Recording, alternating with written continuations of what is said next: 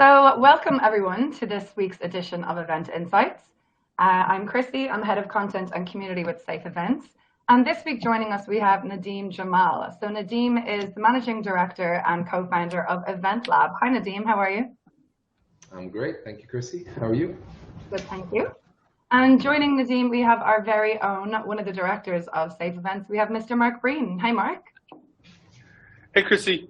Which isn't weird because you are working from home and I am in the office, so it's not like it's yeah, exactly. each other. Yeah. So it's good to see you today since we're not in the same place. You too. So today Mark is going to be leading a conversation with Nadim. They're going to be talking about various job opportunities, freelancing opportunities, and some of the mega projects that are coming up in the GCC and the wider MENA region. So Mark, I'll let you take it away. Thank you, Chrissy. Look, I guess one of the reasons we wanted to do a session around this is that we kind of get a lot of queries and a lot of people randomly getting in touch around, working out in the Middle East and how do you go about it and all that kind of stuff. So we kind of earmarked quite early that this was kind of a topic we're going at. And then I suppose when Chrissy and I and the team here would have had that conversation, I would have quite quickly said, I know just the guy. I know a nice man named Nadim. We should get him in and we should have a chat and see do people get value out of it. Again, the beauty of this is with the recording, I think over time people are going to get great value out of it, even if they can't join us today. So absolutely. I don't want to take up too much time because Nadim definitely knows more about that kind of freelancer world out there than I would. We work a lot out there and we bring a lot of freelancers into the region. But I'm conscious that Nadim and his company, which he'll introduce you to now and outline what they do, they work a lot more as well with people based in that region and getting them the work. So we're two kind of different perspectives on the same challenge. So look, Nadim, do you want to tell us about Event Lab, what you guys do? I don't want to put words in your mouth and do the company a disservice, but if you want to outline what you guys do, people kind of know what I do, I think. Yeah, sure. So we've been around for 10 years. We started due to the void and the lack of representation of event professionals looking for work, whether it's freelance or full-time. And we ourselves were event freelancers jumping from role to role. There was quite simply nobody to help us find work, and there was nobody to help clients find freelancers in the market. You had a couple of crewing companies, and you had a couple of boutique recruitment agencies here and there that were doing mainly sort of conferences and exhibitions and things like that. But for the live event world, there was really a void. Thankfully, we were right in our theory that there was a demand for this, and it took off. We help companies with whatever type of role they may need, from project managers to creative professionals like graphic designers, 3D, logistics managers, ops directors, project coordinators, any seniority and any sort of skill set that a project might need, with the exception of crew, like manual labor or we don't do much on the technical side, on the technician side, and that could be a client coming to us for one person for a week or a full team of 150 people for several months, and anything in between. We also offer full-time placement services, and we have a different department that does guest services, i.e. ushers, hosting staff, ticketing staff, and so on and so forth.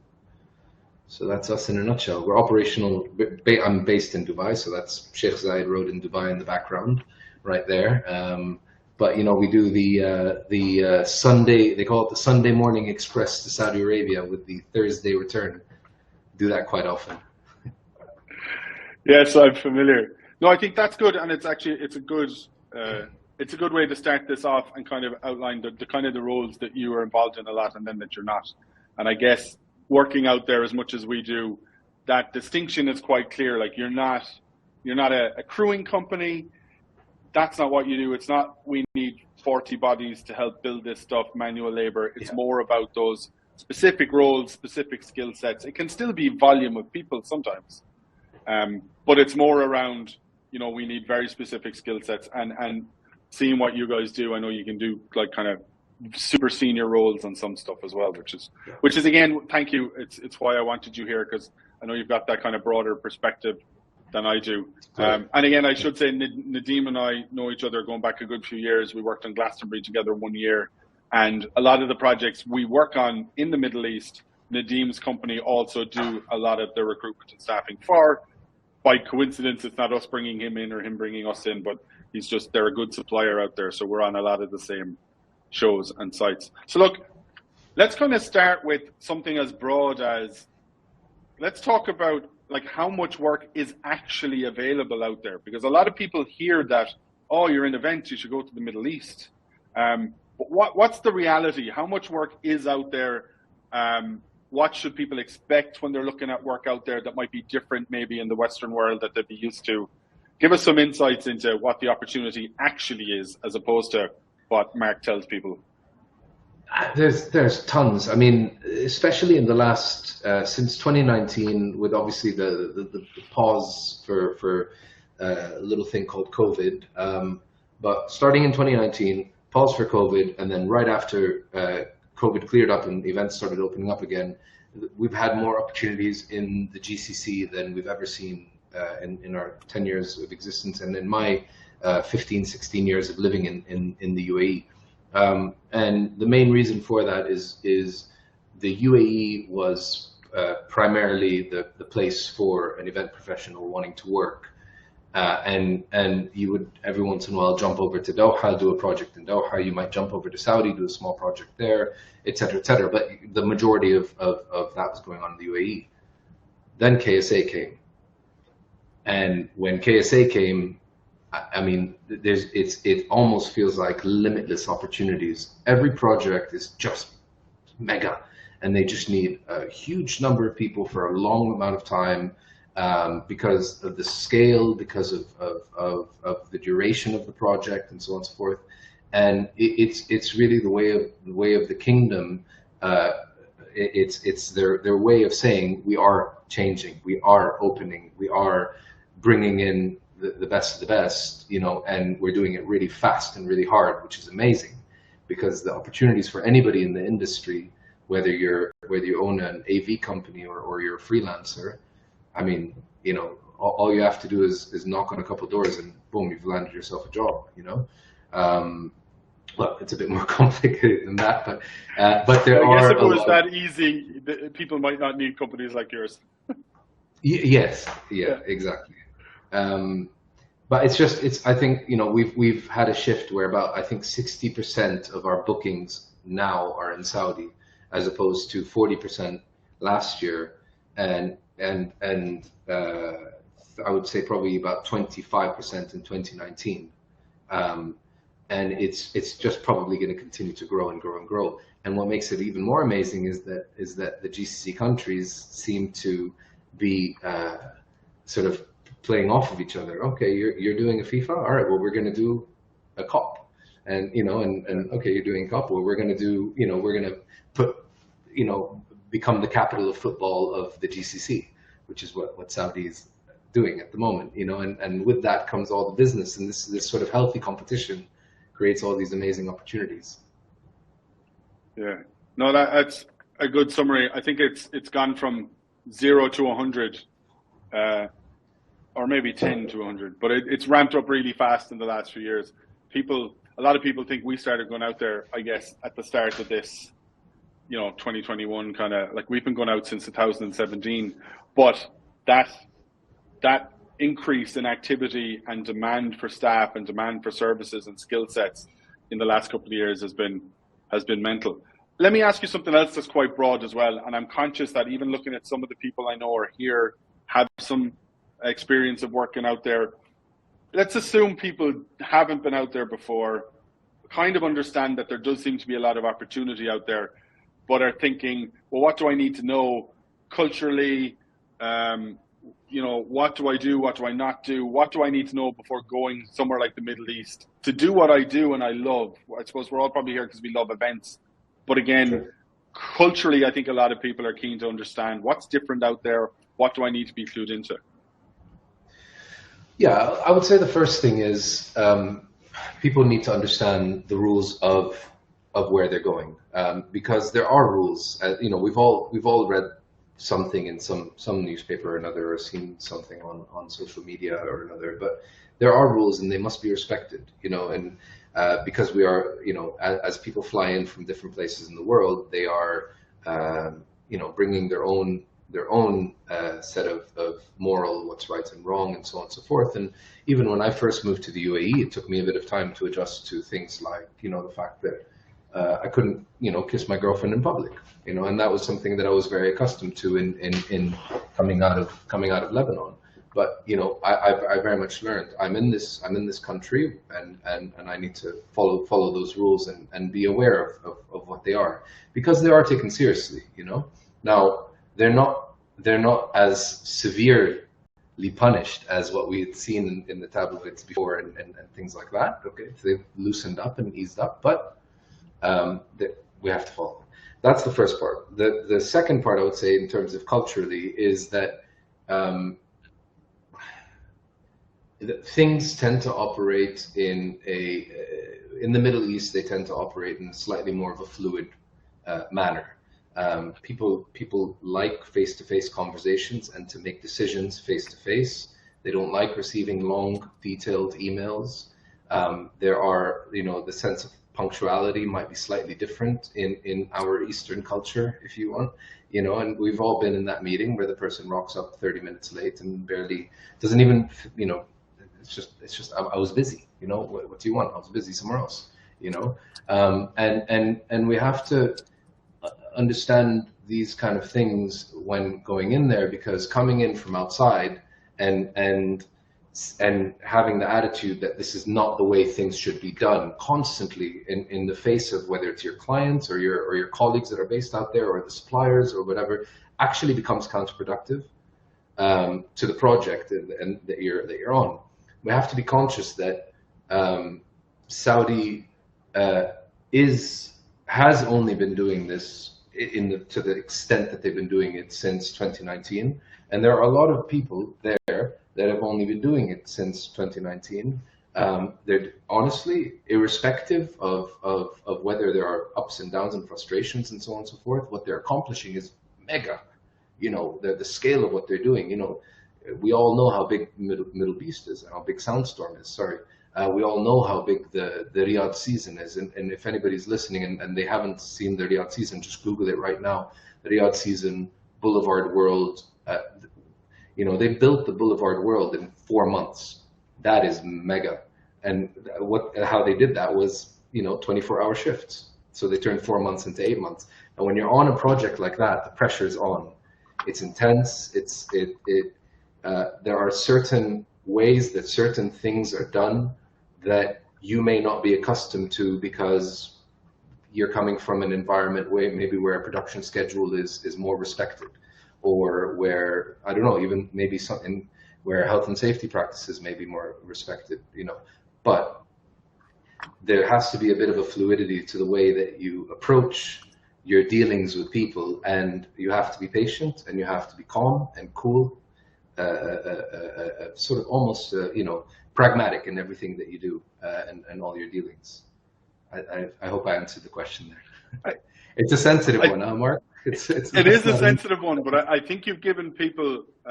No, I think that was a good answer. It is a sensitive one, and I think you've very delicately explained what I probably explain regularly a whole lot less delicately, which is just essentially like things. It's a different culture. Things work at a different pace. They work in a different way, and I guess you just go in with that mindset of adapting to that. And fluidity. You said fluidity. That's a great word for it. Again. Generally, you'll find for meetings in Saudi nationals will regularly be late. You kind of learn to accept that. You understand that might happen. You're probably there on time, but doing other work on your laptop or whatever. And it's just how business gets done. And I think you hit on something really key. And it was funny that it was a similar conversation I had on a call with some partners in the Middle East yesterday that boiled down to us talking about this idea that people buy from people, which is as old as I don't know what. We've all heard that, yeah. But it was some Emirati and some Saudis we were on the call with, and that's the thing is you were talking about them wanting to do business in face to face and close deals that way and everything. That's a really big thing out in the Middle East, is that relationship building, that understanding, that showing some understanding of culture. Like, we brought people out there on projects who, again, hadn't been out there before, so had all the questions we all had heard things we'd all heard. So you're dealing with all those normal conversations, discussions. And remember the very first time we went out for a Soundstorm meeting after, with COVID, we were planning it remotely for 7 or 8 months before we could all get together in person in Saudi. And even a lot of the females on the team coming out of the States who'd never been there before, we'd all looked into it. They were wondering, should they wear an abaya and all this? So how much do they get into the culture and show respect and all that? So they all had abayas. They all had the traditional dress with them. But then again, realized quite quickly that they didn't need to. It wasn't expected, but a level of respect would be expected. And I heard, and this might be useful for people, I heard one of the American ladies explaining it to lots more that were due to come out. And she literally said, as regards clothing, just as an example, so as regards what they wore when they were out there working, she said, the southern states in America, if you were going there, you wouldn't dress the same way you dress in California where you live, or in LA or whatever. Said, the way you would just kind of dress a little bit more conservatively. And they could all relate to that. They all went, yeah, exactly the same. That's what you do. Yeah. Imagine you're going to one of those states where it's a bit more religious, they're a bit more conservative, you cover up a little bit more. But I mean, we don't all have special wardrobes, I guess, when we work out there. We wear what we wear. You show respect to the culture in the ways you learn that are important to people and that make those relationships with Saudis. I guess it's not as complicated as you think until you've done it. If you're just reading things, hearing things, now maybe something like this helps. But in general, we hear about all these rules, and spending time out there and doing the thing, you learn what's important, what's not. And I think sometimes that's one of the stumbling blocks for people. But we've brought nobody out there, and we've brought a couple of hundred people over different projects out there. No one has ever said, I don't want to go back. I don't like working in Saudi. I can't do it. Availability isn't there, or they're on a different job. That all happens. But no one has said, I didn't enjoy my experience. I don't want to go back. And I think if you're open-minded, like you said, and if you're open to it, works a bit differently out here. I think it can be a great place to work. You used the word mega, which is obviously interesting because they talk about mega projects. Have you any that kind of, are coming up that are in the pipeline that you might be able to say to people, look, if you're looking to go out that way or you're interested, here are some huge things that are coming that will need thousands of people, and why couldn't you be one of them? Yeah, in general, the volume of, as I said earlier, the volume is giant. It's just, and the number of projects out there, from the Riyadh Art, which is a citywide mega giga, these aren't all projects that we're on confirmed for, but I'm just off the top of my head trying to, the scale of Riyadh Art is they're doing giant art installations all over the city, and it's quite a logistical operation and so on and so forth. The Riyadh Islamic Arts Biennale, the Formula E, along with its after race. There's I can't remember the name of it, but a water boat, speedboat, electric, within the family of the Formula E coming up. There's the Neon Beach Games that's right around the corner, if I'm not mistaken. It's endless. The list just keeps going on. And then you always have the Riyadh season, Jeddah season, Riyadh season, Jeddah season, which are kind of turning into now. They used to be these almost like 4 to 5 month events where they were giant, like a seasonal park. But now they're spreading it out into each city and making it longer than how it used to be. But the Saudi games, the list goes on. It's so many, and they're only just starting to sort of all get confirmed, one after the next. It's just no, you're right. It's hard to describe to people because there's just stuff constantly being added, and stuff coming up. I think one thing I heard someone say quite recently was, from the Saudi perspective, like if there are big sports properties that do move around the world, like if it's a FIFA tournament or if it's a World Games, those types of things, they're probably all going to be keen to go after. And you made another interesting point. This isn't all about Saudi.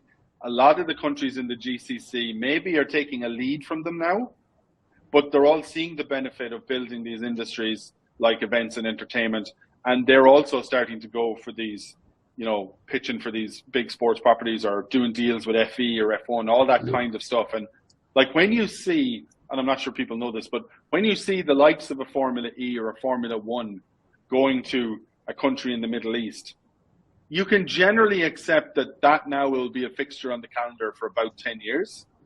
That's normally the length of deals the likes of Formula E and Formula One will do. They're not going to go once off. It doesn't really work that way.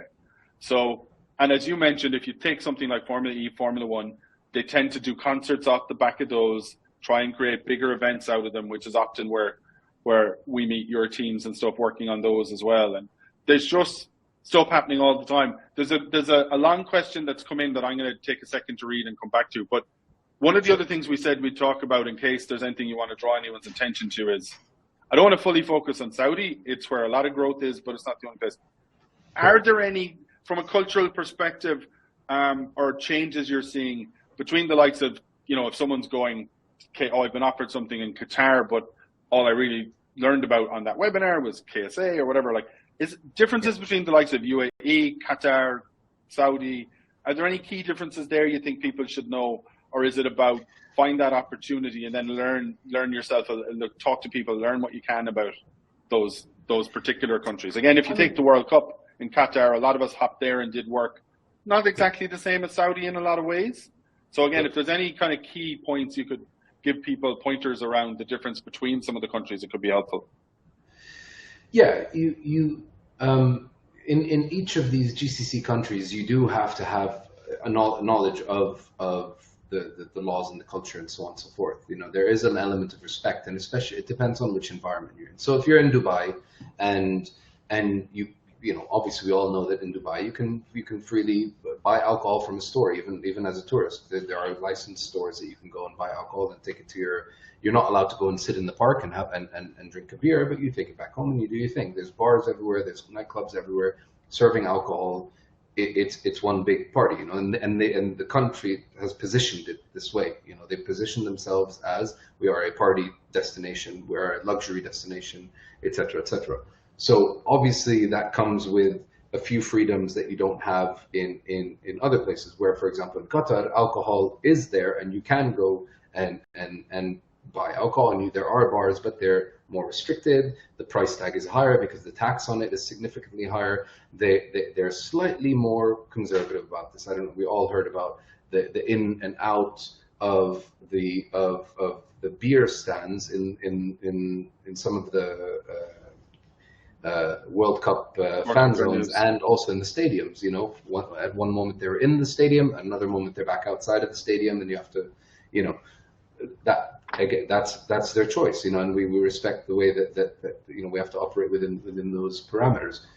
From a lifestyle perspective, I would say Dubai is the most open, if you want, maybe followed by Qatar, because they have slightly more restrictions around that. And then, of course, you have Saudi. In Saudi, alcohol is illegal completely. And I'm using alcohol as an example. From there, you can assume what I mean about the same thing applies to dress. And in Dubai, you see people dressed in certain locations in a certain way that you would not see them dressed, obviously, in some of the other GCC countries. But for example, if you go to the beach and you're wearing whatever you wear in the beach, if you step outside of the beach onto the boardwalk, you're expected to wear a t-shirt and cover up. So there's a place to dress like this, and then there's other places where you have to dress a bit more conservatively because you may offend other families that have different values. That's the way that they've structured it. There's a place and a time for alcohol. There's a place and a time, a place for everything. So I think that kind of answers the question. And you're right to say we have to talk. The World Cup was a giga event and created so many opportunities there. Expo was the biggest opportunity we've ever had in our existence as a company. Very, you know, we placed over 1,200 people on Expo. It was record breaking by a landslide. And you know, and there are an immense amount of opportunities. But if you look at most other countries, right after they do giga events, everything calms down for a little while and quiets out for a little while. They build up that budget, they build up the cash, they plan what's next. You know, they plan what's next on our big calendar, and before they start to pump. So at the moment, Qatar is relatively quiet. The UAE, compared to what it usually is relatively quiet. It is the summer. It's 45 degrees out there at the moment. So there's not much going on. But we do expect things will pick up again, and there will be a lot of projects, especially COP28, which is coming up relatively soon. So that's going to be a big one. And I would say, in case we don't hit on it at any other juncture, that often the hardest thing in many people's experience that I've spoken to about working out in the Middle East is just that first job. And correct me if I'm wrong, you live in this all day, every day. I see it at times, but all the good freelancers we encounter all the time, some good friends who freelance out there all the time, they all say getting that first job is the trick, because if you can get that opportunity, you work well, you know what you're doing, you're a pleasure to work with, you're good at what you do, generally you get offered more work off the back of that. People now know, oh, Nadim's willing to come out here, he's really good, people like working with him, he represents us well, we'll ask him on this gig, we'll ask him on that gig. Because the industry in general is young out there, you find that a lot of the same companies, a lot of the same decision makers are often involved across big show to big show to big event to whatever. So if you can get your foot in the door, do a good job, make friends, make contacts, you can continue, in my experience, you can continue to work, jump from big show, big contract to contract. We've come across people on gigs that were doing widely different role to where we met them last. But again, as a lot of people probably appreciate, when you're a good event head, you're a good event head. And if you're not super specific in your skill set, like safety people stay in their lane, we do safety. But if you're a good general event person, you can work. There's so many roles out there. And if you get out there once, enjoy it, and want to, you can generally kind of hop from show to show on the back of being good. Absolutely, and I think that the one of the things that we look for is the person going to have a culture shock when they come out here, or not? And once they've done one job, and we know usually the name of the employer, we know the company that they've worked for and what their culture is like, and so on and so forth. Once they've done a good job with a good company, they're much more likely to get hired again, because theoretically they've tick that box and decrease the likelihood of having a lot of negative traits of people that come in and do exactly what I was saying at the beginning, which is try to teach everybody how things should be done, and being very rigid and not being fluid, and so on and so forth. Yeah. And the other thing is as well, a lot of the local agencies, they know their world. They don't need to go out to Europe to get business, or to so they know their world. And so if a local agency here knows that freelancer X has worked with Jack Morton or Imagination or HQWS or one of the big names here, they tick both boxes. We know how these guys operate. They're a good agency, and also this person has already experienced the culture and wants back for more. So obviously they're not rejecting. As you said, very few people say never again. Yeah, I actually, and again, just our experience, I genuinely can't think of anyone, either in our own business or in our partners. A lot of them. I don't know anyone who just went, did it once, lads, not for me, thanks. I won't do it again. But again, I'm sure there are people who have that experience. Yeah. There's people that and usually actually they have a bad example, not with the country, but they have a bad example with the particular project or the client that they were working with. And it just, they go, you know what? I'm gonna go back to what I don't know, medical conferences in wherever it is, North America somewhere. Here's Here's a sensitive one, but we were always going to get it, and we're always going to have to probably try and advise people on it. Pauline has put a question in there. Just as a gay woman, that is the thing that gives her pause about going out there. Does she need to have any fear? How conservatively does she need to dress? She's happy to respect local culture, all of that. If it's the Pauline I think of, I know full sure she would be, but still, that obviously that's in the back of her mind. That fear over exploring work out there because she is gay. What advice can we give to Pauline about that very specific potential fear? I mean, there are people with all sorts of sexual orientations in every GCC country, and they even a man and wife, for example, do not show PDA, a public display of affection, in the UAE, for example. There's a right place and time, as we said. You're within your home. So it's a combination. It's about, number one, people tend to keep that to themselves while they're here, unless you're around a trusted circle. You know what I mean? But the rules are the rules here, and so there are communities everywhere, as I mentioned, and I would say that people tend to have a right place and time to discuss it, or to expose, to say I am gay, whatever it may be.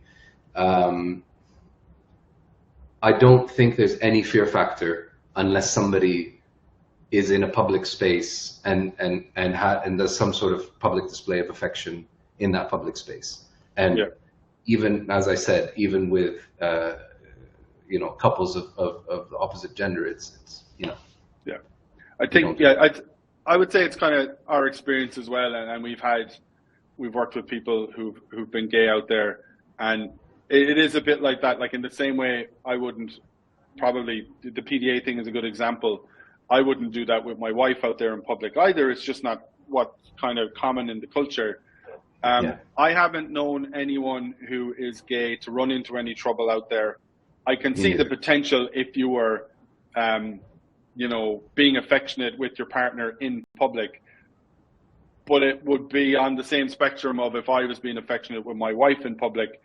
That's a trigger for a lot of, especially the older people out there. They would not be used to that culturally. It wouldn't be acceptable for me to be doing it with my wife.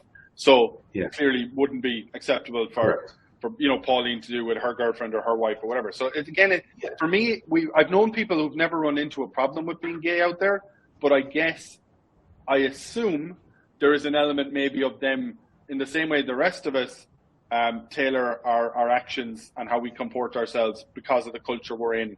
I would imagine that the gay people we've worked with do similarly. Again, have never run into problems that I'm aware of.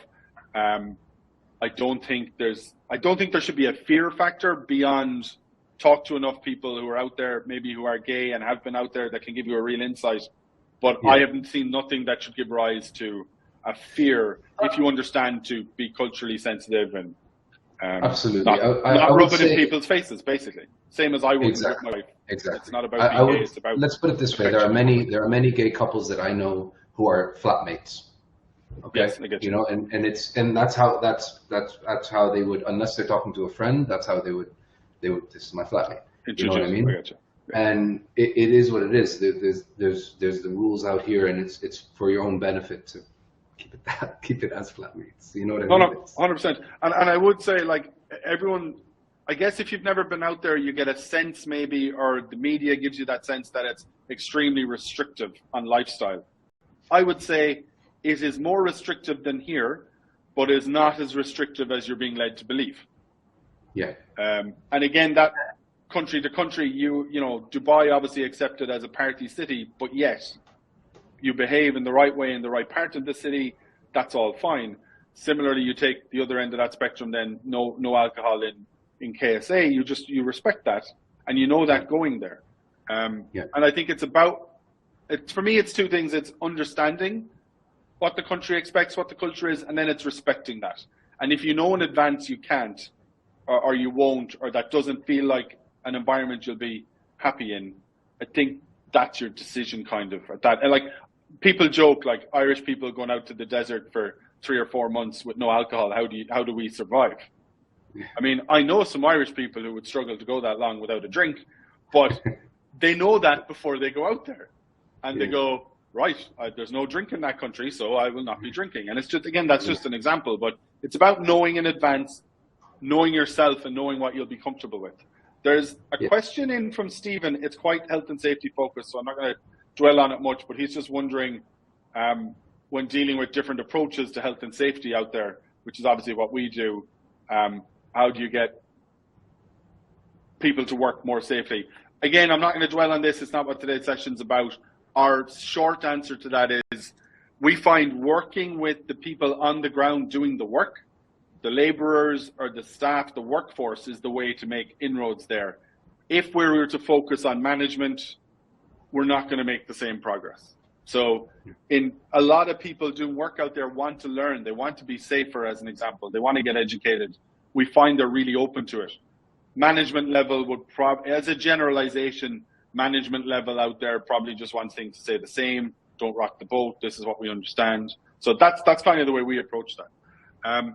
Let me ask you, Nadim, are there any legalities that freelancers coming from outside of the GCC should be aware of? Are there things around tax? Are there things about registering to work out there?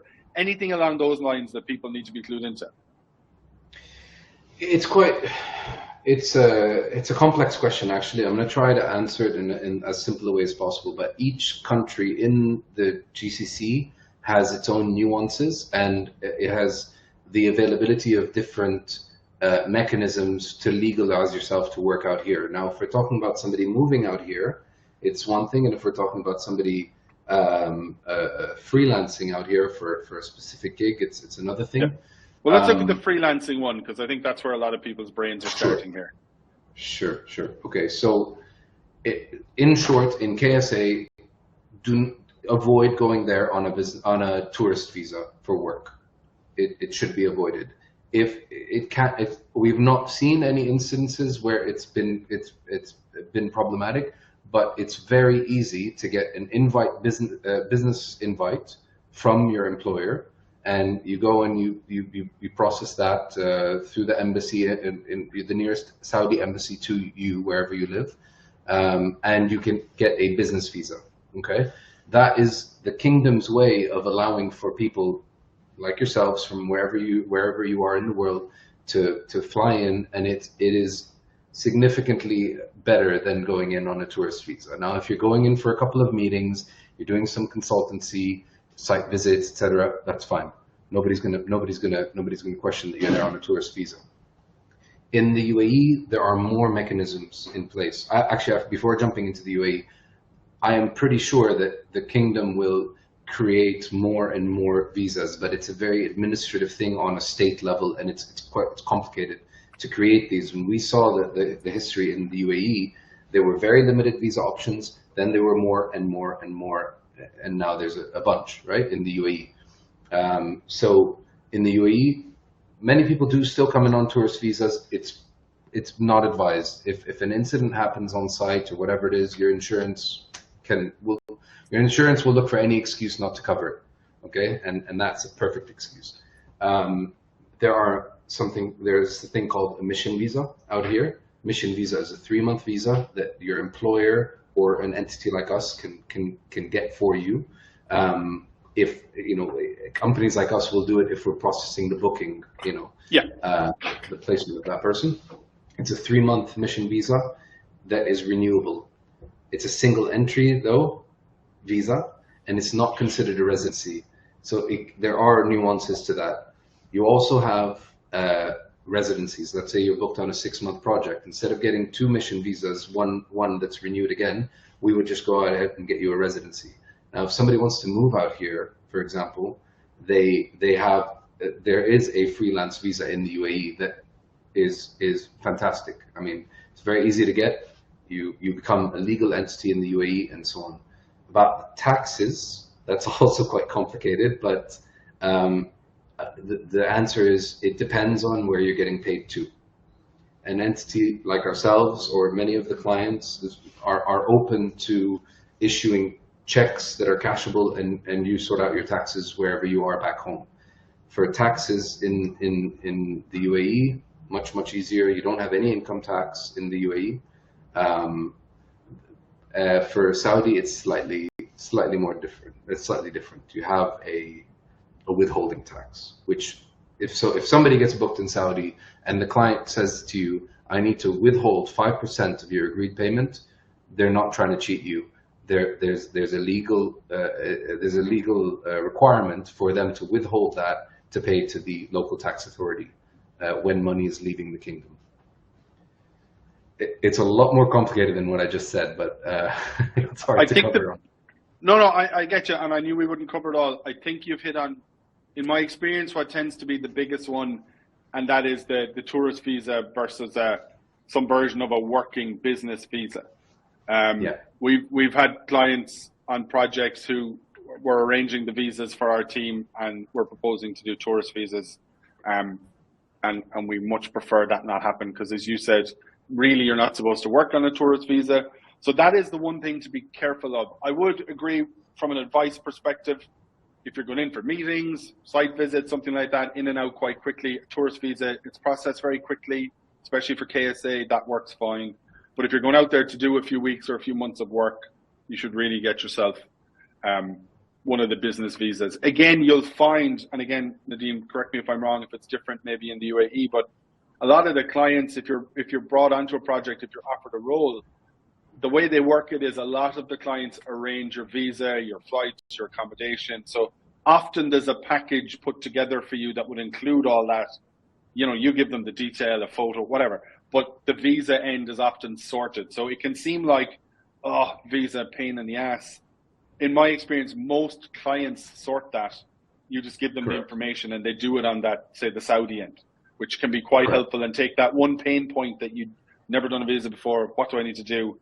Like when we started going out there first, we were going physically with our passports to the embassy in Dublin. Takes time. Saudi's working there, quite slow to process things. It's all of that. Whereas now, the way things have changed out there, I think companies and entities bringing people out understand that they want to eliminate as many of these pain points as possible. So we look after all these bits. You come here, here's what we'll pay you. We look after your transport, accommodation, all that. That's the standard package, isn't it? Most of the time, yes. Yeah. I mean, there's different offerings out there, but the basics is round trip flight, usually economy. In some cases, it goes beyond that, but round trip flight economy, airport pickup to airport to hotel or furnished apartment or something like that, visa. Those are the four things, and depending on the client, they might throw in per diems, they might throw in, give you a car, depending on the client, their budget, their situation, et cetera, et cetera, et cetera. I mean, it's expensive, as you can imagine, to accommodate X number of whatever, 150 internationals, fly them in, fly them out, et cetera, et cetera, et cetera. So clients are more and more trying to look for freelancers who are closer for cheaper flights, and also there are many freelancers that are just sort of getting their own accommodations, let's say in Dubai, and saying, look, I'm here for the season. I finished my festival season in the UK or in Europe, and now I want to make some money as well while it's raining back home, and they'll get an apartment, they'll make themselves locally available, and you're just so much easier to hire like that. Yeah, no, that's a good point, actually. And I know people think similarly about going down to Australia and stuff in the off season over here. If you're, and I know that from conversations I've had today, when we're trying to staff jobs, one of the first things is, where are the candidates based? Where are they coming out of?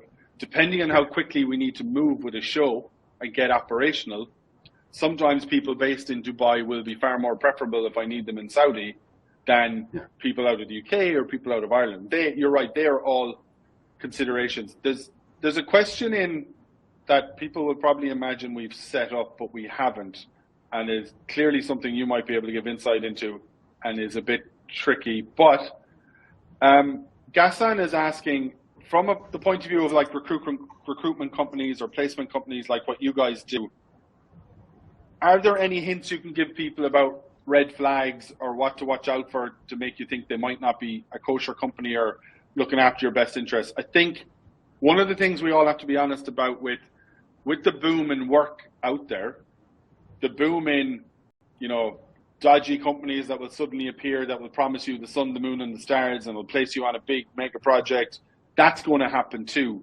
Now, the answer I can give to this, because I don't have a vested interest and I don't run a company that does it, is I can tell you that when I advise people and they want to go out there, the first and only name I give them is Nadim's company, only because I know of many first-hand good experiences people have had there, and I know on the other side, clients are utilizing his company all the time that we work with as well. That gives me the confidence to recommend them.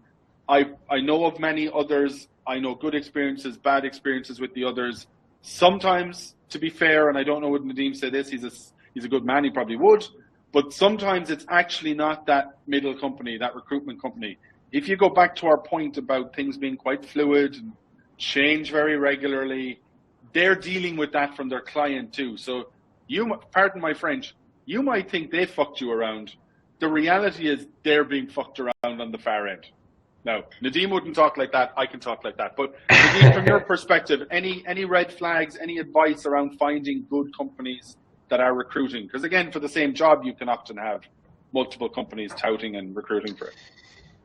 Yeah, look, I mean, the good news is there are very few companies out there that specialize in the events industry. So that means you have very few ones to go wrong with. Now, I wouldn't be surprised if this time next year there's another 5 or 10 because you know people are seeing opportunities. They're not necessarily going to do it well, but you know they might not. But and most of the ones that are out there, I would say the top 3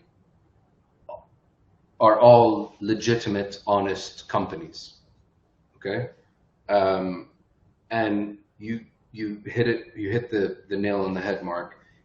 Okay, what we receive from our clients is typically, when I say we, I mean recruitment agencies, is typically just enough information to get the right person.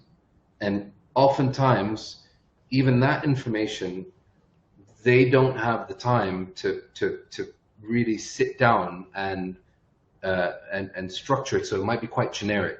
Okay, so it's like we're doing a food festival in Riyadh, and we're looking for, I don't know, an F&B manager, okay, and we're looking for a technical director. Sometimes even the terminology, the titles might be misleading. You know, I mean, we already know that, for example, French companies tend to call when they say logistics, they mean what I would call operations. But we've learned to decipher that. But you know, sometimes the information that we're receiving from the client is different from what is actually going to, you know, transpire on site. Other times they hire the person and the project has changed so much, completely out of their control, from way above, from the client's client or the boss's boss, that their actual role, you know, they were tasked to do A and now they just have to do B. And so you're absolutely right. It changes often, and what I would say though is it's become better. You know, I'm talking about the early days, you know, comparing it to 2019, when everything was still brand new and they were doing these giant projects, and kudos to them for accomplishing what they accomplished. It was like going to war and they won that war, you know, huge undertakings, but obviously things were sloppier then than they are now because they've had all of those years of learning, and they bring the same suppliers that have those learnings as well, freelancers that have those learnings as well, et cetera, et cetera. So yeah, it's oftentimes not the agency, but sometimes it is. Okay. Yeah. And the good news is that the majority of the ones you're more likely to receive a call from are honest, legit businesses. There's one thing to bear in mind though. in the people's business with payment terms that are quite notoriously late in the GCC, in the Middle East. Let's talk about the Middle East as a whole. Some recruitment agencies struggle because their clients will pay them 90 days after the invoice, but they have to pay on a timely basis. And this is something to look out for. I haven't heard of any recruitment agencies completely not paying. I've heard of late payments, that's all. Yeah. And I think just to echo that experience, that is mirrored on that far end where it's the clients can be really, really slow to pay. So that is a thing. And I'd say, and knowing some of the people on the call here, again, they've been on projects out there. They probably have had that experience. Sometimes it takes longer than you would like. Sometimes it causes you problems. Your experience might be that you've done 7 projects. They've all been paid quickly. It can happen though. Things do happen slower out there. And we get that on our end. Nadim will have had slow clients to pay. We kind of try and deal with it and plan for it and cash flow it, but it can have a much bigger impact when you're the freelancer, the singular person waiting on payment from a job. So just keep that in mind too. There's a few questions that are kind of people going, how can I get a job with Safety Events? I've applied loads of times. I won't dwell on that too much either, except to say that when you apply, we probably also have 50 other people applying. And if we only need 10 people and 15 of them have worked with us before, that's often what happens. And people who apply and don't get the job don't necessarily think of that. So often it's that loads of people we've already had on a project are available again, are willing to do it. And obviously that makes more sense to us. I will say we earmark specific projects to bring brand new people in on when our teams are big enough that even if you're terrible, Kenneth, and I'm sure you're not, but you asked the question, even if you were terrible at the job, we use some projects to give us the chance to add somebody new in, knowing our delivery to the client will still be solid because our team is big, it's meaty, we know most of the people. So we do build in those opportunities, but not every job. One of the most recent jobs we staffed had 68 legitimately qualified health and safety people, and we needed 2, and we may now need a 3rd. But I mean, that's what you're talking about. One question, Nadim, I want to make sure we get to. It's not in the chat, but you and I said we'd cover this off. Should people learn Arabic to go out there? Do they need to? What's your? I get that question a lot as well. People nearly think I've learned Arabic, and I can tell you I have not. I know the keywords like shukran and habibi and the good ones, but straight up question: should people be thinking about having to learn Arabic to get on out there and to work in the Middle East? I've been in Dubai since 2007, and I can count on one hand the number of non-Arabic speakers that have actually learned Arabic that I've met. If those people the ones that have actually taken the time to learn it, get so much appreciation and love from the Arabic speakers. You've actually taken the time to learn the language. I have not met one single person from the UK, Spain, whatever it is, the clients will just melt over you. They'll just fall in love with you. It's such a, it's very appreciated, but unnecessary. You can get by with shukran, habibi, and the more catchphrases and all that you learn, the better, But it's not an easy language to pick up. It follows different structures from, And I just, to add to that, I would say I'm a language freak. My brain is good with languages. I learn them quite easily. I find Arabic quite difficult. As a businessman doing a lot of work out there, I doubt I'll ever learn Arabic, but we do definitely, to mirror what you said, we put work into learning key phrases, showing people that we make some effort. We went so far on some big projects as we've had like a word a day, pop it up on the notice board, let people learn it, use it out on site. That is all really appreciated when we're all parachuting into their country to work with them and maybe show them how to do things. So I think the answer is you don't need to learn Arabic. If you wanted to, it would probably go a long way for you and people appreciate it. But keywords, key phrases, picking it up while you're out there, all of that seems to work really well. Absolutely. Other questions? Khalid is asking, can we give a guide on what people's expectations on rates of pay should be? My answer would be, obviously that really depends on the role and the budget of the event. I'm not going to put words in Nadim's mouth in case he kind of has a bit of a rate card he might be able to throw out that's useful.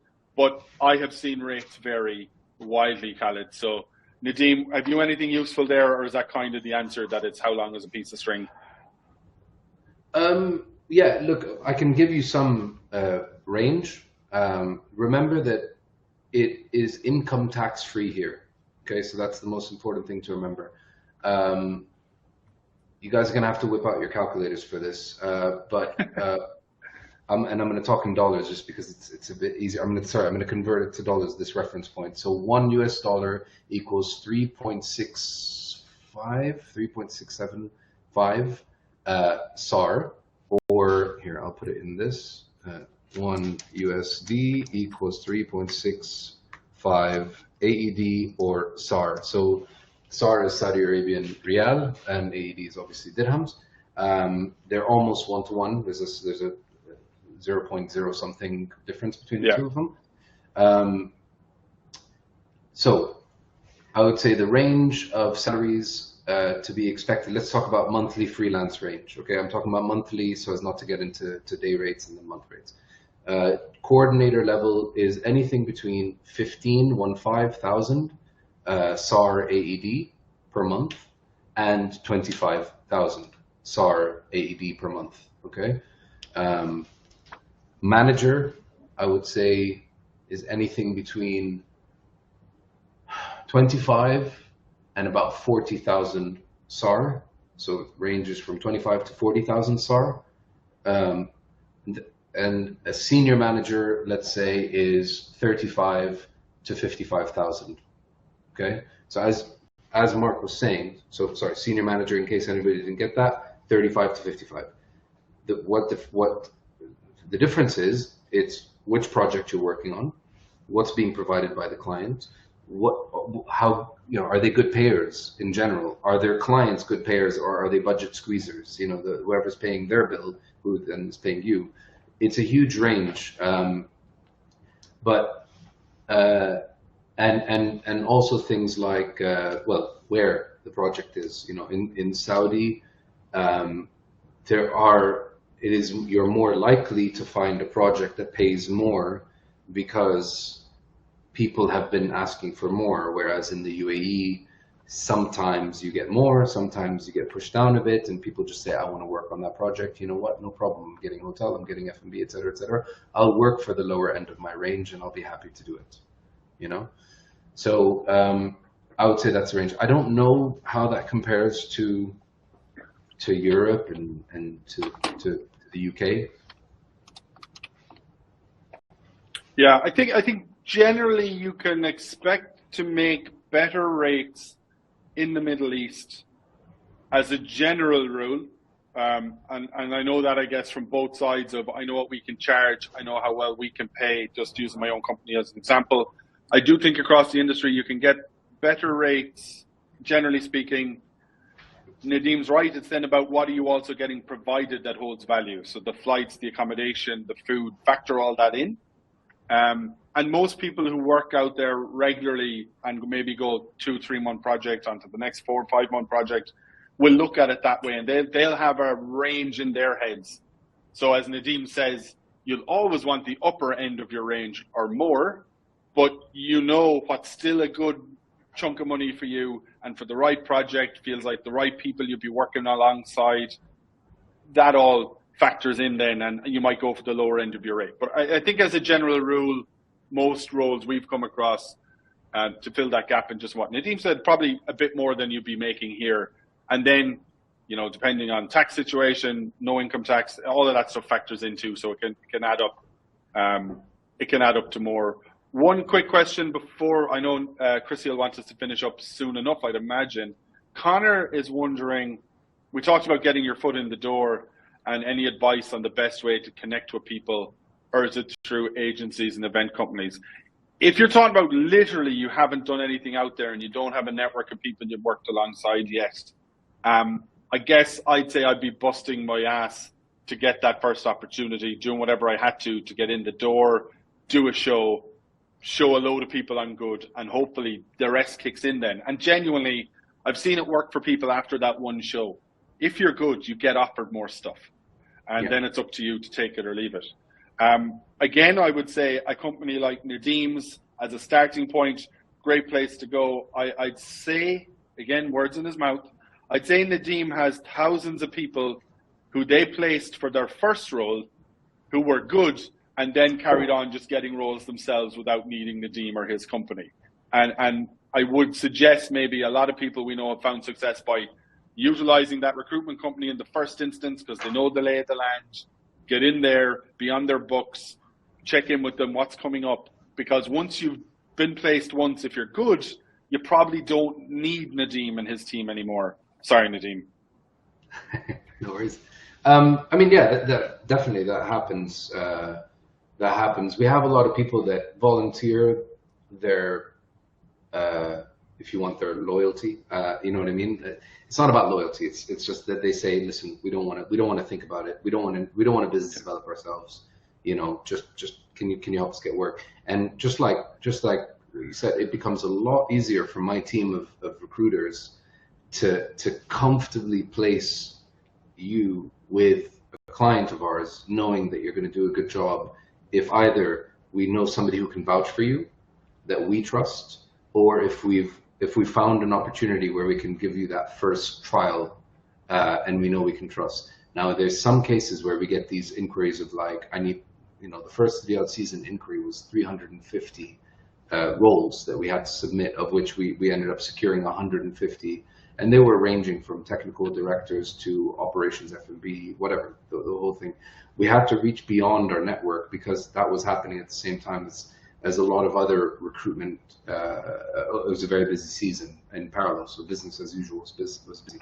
So when we get these kind of things, we're obliged to take one step out of our comfort, you know, of our core team, just like Mark was saying, you know, of our core team and reach outwards into the wider network. We have 50,000 profiles in our database, but LinkedIn is a beautiful thing, and you will all have somebody or another who is working out in the kingdom, in Saudi Arabia or in the UAE or in Qatar or whatever, who's on some sort of project and would be probably more than happy to bring you on board because you're somebody that they know, somebody that they trust, you've worked alongside them. So I would say, apart from recruitment agencies like us, I would say go to those guys as well.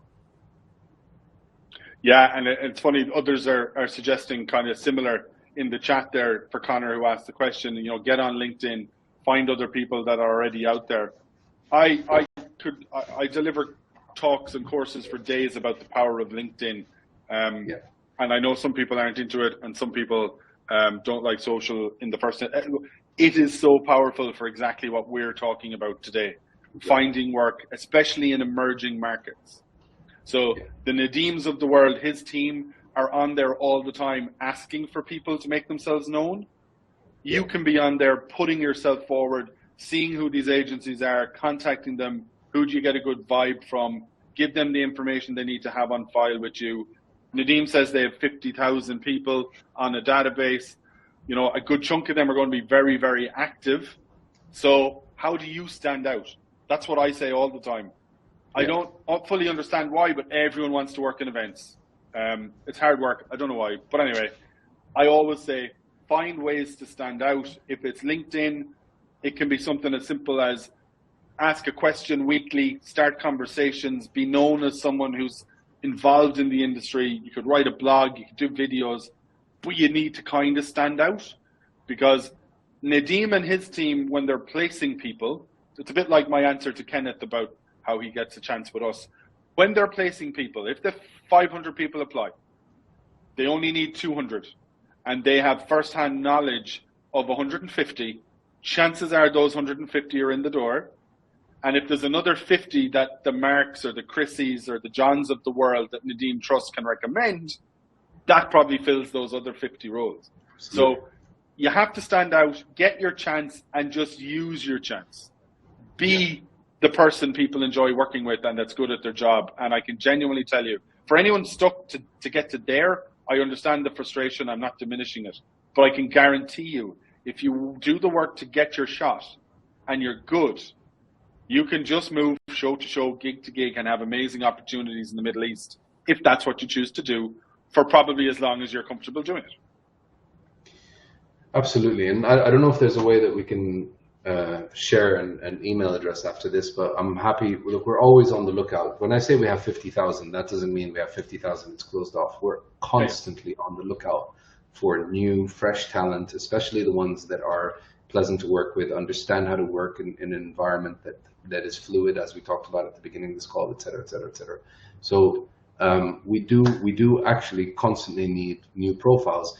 It doesn't mean that we'll have an opportunity for the person instantly. Sometimes we just get super lucky. Somebody, we're looking for, I don't know, a head of X, you know, whatever it may be, and on that same day, somebody sends us the perfect candidate, sends us their CV, and you know, within a day of them sending their CV, we have a role for them. It's amazing. I love when that happens, but it doesn't happen all the time, you know. But maybe if after this week there's a way that we can send out an email where people can send their CVs to, that would be good. Get it. Make sure Chrissy has it, and we can, when we're sending out the video recording to everyone, we can give them any of that information. And again, I don't, you know, a few hundred people here, whatever, and whoever sees it on record, like, I don't want Nadim's inbox to be flooded with people looking for favors or whatever. But honestly, the answer, Connor, often when I'm asked this question, and it's not on a webinar, one of my answers and pieces of advice is get on these webinars, do these things, get in rooms with the likes of Nadim. You could now email Nadim, cold mail, you'll find his email address online, I'm sure it's not difficult. You could pop him a mail and cleverly refer to something he said on this, tell him you really enjoyed hearing from him or whatever, that thing you said really resonated with me, here's me, here's what I do, what do I need to do? You in theory now have an in that lots of others won't have, because they didn't come on here. They didn't get to hear from Nadim. They didn't hear him seem quite pleasant, offer to help, say, look, get in touch. I'll get Chrissy the details. We'll send them in a mail. Like, even just doing this is a lot more than a lot of people do. You cannot just expect to lurk on LinkedIn and find the perfect job. You cannot just expect to fire your CV to every recruiter and just sit back. It doesn't work. But in our industry, it's 100% relationship and experience based. And I was forced recently, both on a LinkedIn post and at a talk I gave in person, to boil my advice down to one sentence. No faffing around, no plus. Literally one piece of advice that I have decided was the most important thing I would say to people trying to get work in our industry. And I thought about it. I had time to figure this out. And the best advice I came up with is, be pleasant to work with and be around. 100%. Be nice. As we say often, don't be a dick. And as someone else said recently, that's their motto, be sound. Genuinely. That's it. There's loads of people good at the job. Out of 6 or 7 years working in the Middle East, I can think of loads of people who, yes, were good at the job, but yes, I'm glad I'm not on shows with anymore. And I think you want to be the person people like being around. Some of these projects, as Nadim says, they go on for months. It's in the desert. There's good days, there's bad days. If you're around good people, it makes a difference to all of us. So just be nice, be a good person to hang out with. Nadim, you can't steal my one. I've done that now. What is your best one piece of advice to people looking to get to work out there? Yeah, there's a bit of persistency that comes. That's a really good one, by the way, and I completely agree with that. What you've said is exactly it. You have to be pleasant, and people have to want to work with you. And what we tend to find is the people that are not pleasant tend to get hired by the other people that are not pleasant, and nobody will admit that they're a bunch of unpleasant people. But anyways, there is an element of persistence that needs to go into it. It's get organized, get structured, have a bit of a spreadsheet, okay, I do your research and say, I want to work on Soundstorm. How can I get through to Soundstorm? Well, there's multiple companies that are involved. Who can I talk to within these companies? Coming up with a unique message of sorts, hey, I saw your webinar on this, whatever it is. in many cases, it is, like with companies like us, it is in our best interest to get you work as long as you're going to do a good job and represent yourself and us well, So we want to, but sometimes, I mean, the inboxes get flooded. So it's okay to do a follow-up after 2 weeks, 3 weeks, Obviously, there's that thin line between persistence and nagging, of course, but, once a month, perfect amount. And in the meantime, while you're waiting for that nudge to be responded to, you can follow up with somebody else from another company and somebody else from another company. Yeah. I still have, and I'll never throw it away, my spreadsheet where I was listing out my job hunt spreadsheet, where I was listing out all the companies that I want to visit.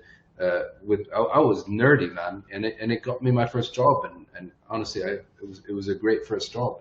I think that's really important, and you cannot, as Mark said, sit on your behind and wait for a recruitment agency to call you, because I guarantee you that 9 times out of 10, if you're a stage manager and they type into their database stage managers, there's going to be 7,000 stage managers that appear. And even if you shortlist it down by languages and by whatever, where they're living, it's still going to end up being like 150. Yeah. Yeah. No, that's it. The bottom line, a lot of people want to work in events, and at the minute, a lot of people want to go out to the Middle East.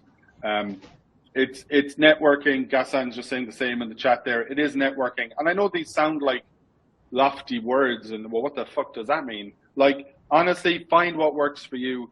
We always say in here, I'm really good digitally. I'm good on the LinkedIn side of things. Martin, my business partner, can make a relationship with someone within 2 seconds of meeting them in person, and that can last forever. And I'm not that good in person as he is.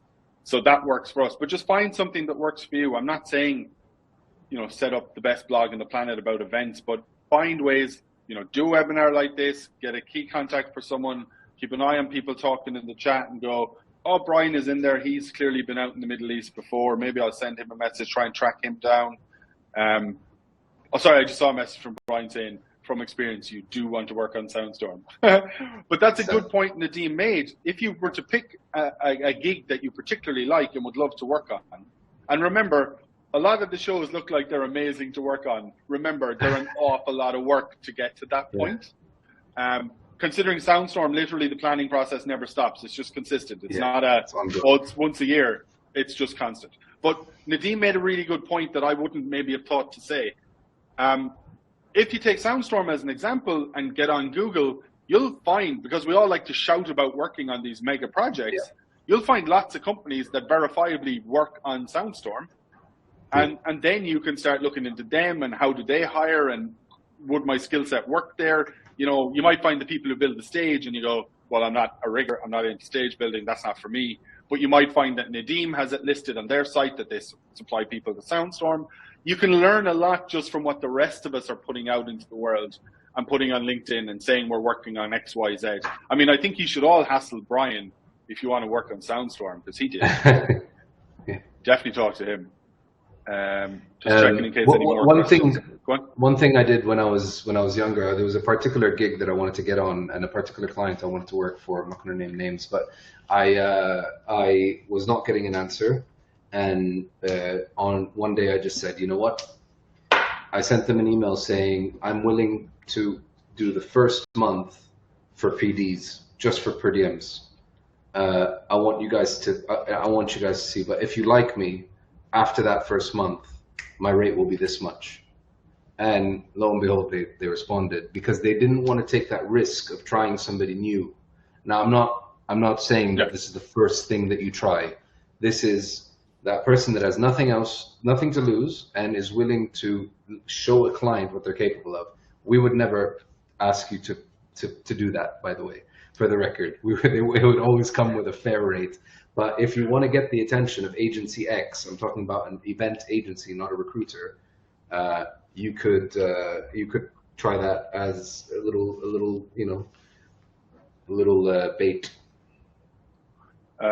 Sorry, no, very, very good point. And again, I've got so many examples of people doing something. And here's what I always say. I always say, do something to stand out. And I generally follow it up with, the something doesn't really matter. because we're all human. What we're now going to do, if you take that on board and go, Mark said I should do something, you'll spend weeks trying to come up with the magic special something no one else has ever done. You're wasting time. It doesn't matter what the something is. It can be cheesy, it can be clever, but don't spend weeks trying to figure it out. Just do something that's a bit different, that makes you stand out. Absolutely. Izuna is in the chat. He works with us quite regularly. I love that man. And he's just saying, he's got a good comment there, but he says, additionally, he says, I can also add that working in the Middle East is not as difficult as people portray. And I think that's probably the bottom line. We get it, everyone before they work out there, we hear the negatives, we hear about the bad things. I guess hopefully what something like this helps people realize is it's not what you hear. And if you can talk to people who've actually been there, done it, lived it, they'll give you the real up-to-date, here's what it's like. Stereotypes and those things exist for a reason. Stuff you'll hear about Saudi, for instance, was definitely very much more true in years past. That's why it's out in the ether. It's why people hear of it. But if you talk to people now, what's it like now? What was your experience? You've gone out there multiple times. It must be okay. Can you talk to me? You'll find people are willing to talk about it because we've all been there wondering. And especially with the Middle East, anyone who asks this question, there are so many opportunities that I go out of my way to try and help people not worry about things that we just know from experience you shouldn't worry about. If you have other barriers to you going out there, cool. But I hate to think that a really good event person isn't taking that chance or having a go because they think X is a problem. And the Nadims of the world, the Marks of the world, the Azunas of the world can just say, in this many years, we've never seen X be a problem. That's all I can tell you. And people are willing to help. There's Keith, who does a lot of work for us, saying, I remember an embroidered cushion I received once as a CV. And he's right. Someone sent me an embroidered cushion with our other company, the Cuckoo logo. She had embroidered. That girl got a full-time job with us for 4 years. I think it was her, wasn't it, Keith? I mean, again, do something. Understand you have to do something because so many people are looking for the jobs. I might have got you in trouble, Nadim. People are looking for your email address now. That's all right. I don't know if you want to give yours out or someone on the team or what you want to do, but I'm gonna send this email out just because I am going on holiday and I'm not going to be checking my inbox for a few days. Cool. I'm just going to share the HR@ email right here in the chat. Cool. Yeah, and multiple people in the Nadim's team picked that one up. Yeah. As we know. And please do just reference the Safe Events webinar. The webinar, yeah. Tell them you were here. People who were here, yeah. Reference that in the subject, please.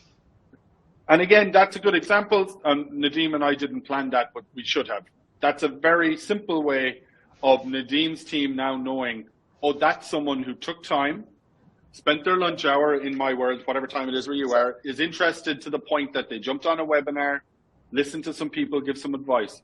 That sets you apart. I'm not going to say above, but it sets you apart from lots of other emails that HR address will get. So something that simple, and that's the start of the spectrum of how you could kind of stand out. So I think that's a good way of doing it. If anyone has a burning last question, now is the time. Throw it in the Q&A. Otherwise, I'm close to letting Nadim go because we've kept him slightly longer and Chrissy will be giving out to me. Bamini, is the recording available? The recording will be available just once we process it and get it up. Chrissy normally will send out a mail on Friday to everyone who registered. So even if you have friends who registered and didn't make it, if you registered, Chrissy, correct me if I'm wrong, I'm pretty sure that's how we do it. If you registered, you'll get that email because we know some people register and then can't make it. So you'll get that recording directly on Friday. And look, do us a favor. If there was any value in this, it costs us nothing, it costs you nothing to be here. If there's any value and you think other people might get use out of it, just share that link. That link is free. Once we put it on our YouTube, it's there. If you think it's helpful, just point people towards it.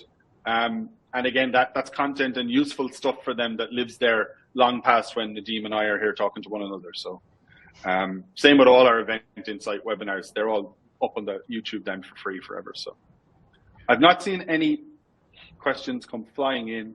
So I am inclined. Mazen got in there. Is there any plan for the Asian Cup? I can't tell you anything about the Asian Cup. Nadim might know. We're waiting for a few things, and hopefully there will be. And just to round it all off, there is a typical situation of doing work when you're a company in the Middle East. Nadim has probably been dealing with maybe that project happening for his company for how long, still isn't 100% there, is working hard, is as frustrated as Mazen is waiting to hear, and that is often how work in the Middle East works. So we have a similar situation. We've started putting up, when I put up a LinkedIn post saying we have a role or we need safety advisors, I've started now saying as well if it's a role, if it's not a confirmed gig, because we know what it's like and we know the frustration. So I say, look, this isn't confirmed, it's looking likely, here's what we'll need. And we're just being very clear about that stuff. And I know Nadim's team do as well, because sometimes these things disappear. Sometimes we have to get ahead of them because we're one of two companies in the mix. But if it goes the other way, we let people know then as well. You don't want people hanging. Mazen says, oh yeah, sure, he says he worked with you guys during Expo. So he's obviously trying to get on the Asian Cup and wondering. Okay, cool. I love that, Mazen. Fair play for asking. I am going to press a big red button or invite Chrissy back in to press a big red button because I'm not sure I can. I think Chrissy has all the power. There she is. Why did I give you all the power? Yeah, I'm not sure if you would have been able to, but I'm here anyway. Turn it all off though. Thanks so much, guys. That was really, really interesting, and we had so much engagement here. So I know a lot of people really did get a lot out of that. As we said, yes, there will be recording. I'll send an email out about that on Friday, and I'll have that email address there again, just in case anyone didn't get a chance to take that down. And then feel free to fire any questions our way. So again, thank you both very much. Thank you. No problem. Nadim, good to see you. Thank you, my friend. Thank you. Shukran, Habibi. Cheers. Shukran, Habibi. Ma'a